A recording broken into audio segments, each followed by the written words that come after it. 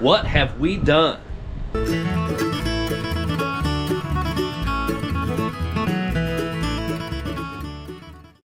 Hey there, hobby homesteaders. Welcome back to Peek's Peak. Today I am out here in the implement shed to talk about my backhoe attachment.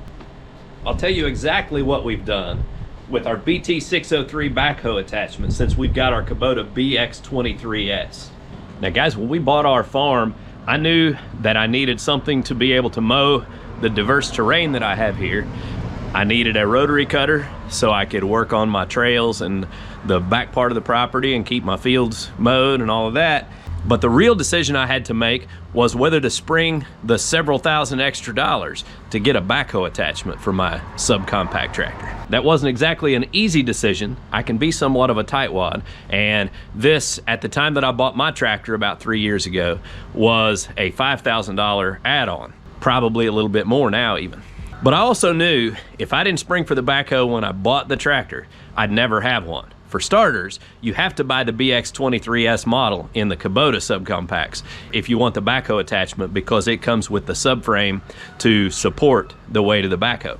I don't know about all the other brands, how all of that works, but I knew if I didn't buy it when I was buying the tractor, I'd never have one. So I decided to go ahead and spring for it because I knew we were going to be making a lot of upgrades to the property and it would probably come in very handy. Little did I know just how handy it was going to be. So today what I thought I would do is just tell you some of the projects we've been able to accomplish here on the farm by having this backhoe attachment on hand. Now some people say, well, you can just go rent one when you need one and there are more efficient ways and all of that. But the fact of the matter is, in daily life, if you don't have it here, unless it's a major project, you're probably not going to go rent a piece of equipment in order to do it.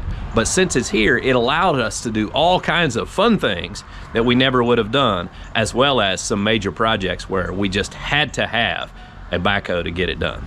Now, the very first thing that we had to tackle when we moved here were drainage issues, because we are at the foot of this big hill behind our house, and our barn flooded all the time because of the water running off of the hill, and we also wanted to make sure we didn't have water problems around the house. So we dug a drainage ditch all along the back edge of the property down here on the flat in order to divert that water around the main part of the houses and the barns here. And that has worked out really well. We've kept our crawl space dry in the house. For the most part, we keep water out of the barn, although there are some other issues with like cracking the blocks in the backside and things like that that are allowing a little bit of water in.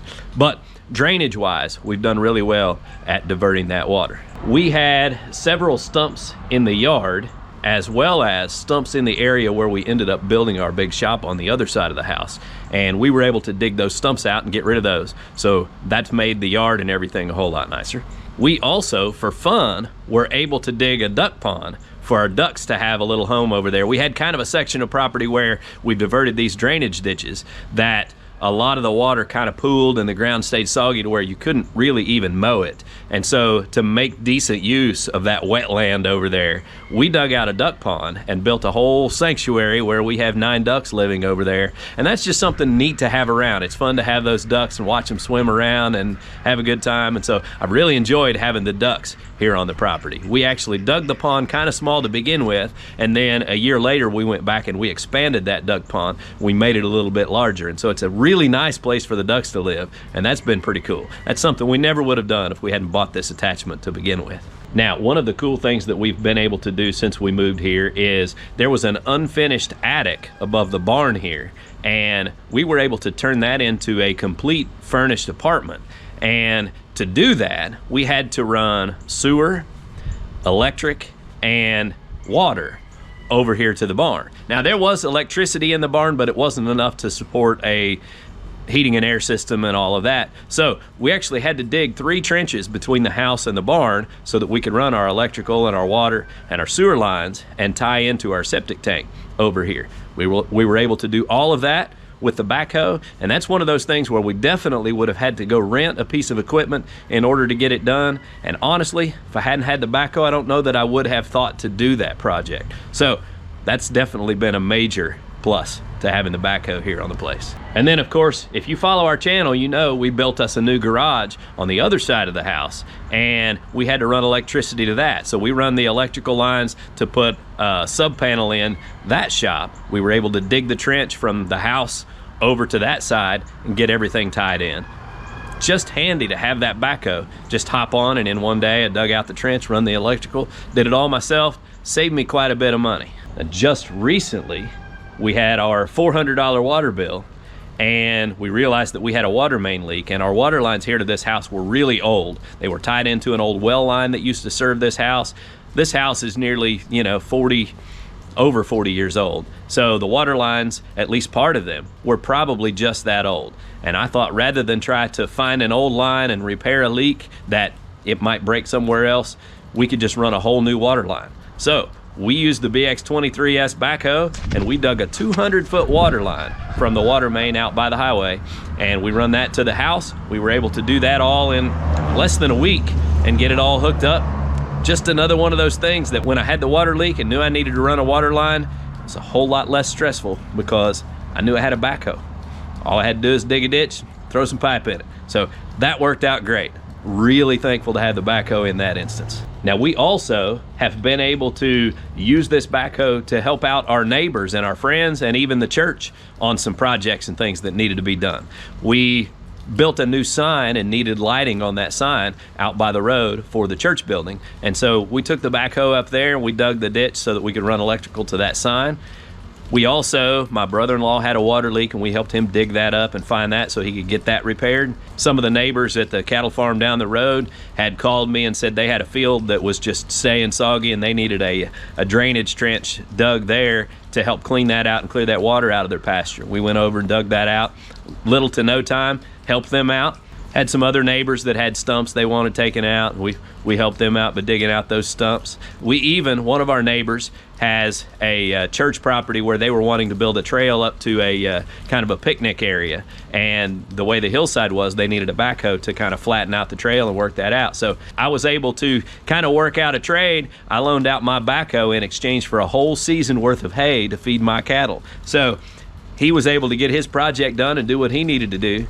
And I was able to provide hay to my cows for the whole winter last winter because we worked out that trade. So that was pretty cool. We helped one neighbor dig out so that they could run and set up an RV hookup on their property and get that up and running. And so, you know, it's just really handy to have this here and be able to build relationships with your neighbors and help them out. And in turn, I've been able to get a lot of favors from them because I help them out with things and they help me out with things, and it works out great.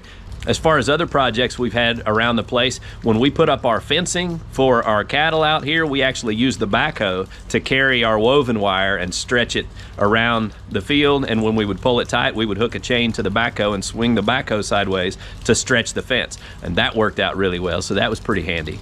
We were also able to dig trenches up by the pond because our neighbor has a great big barn up there with the gutters and all that water runoff. We wanted to divert that to the pond to help keep the pond full.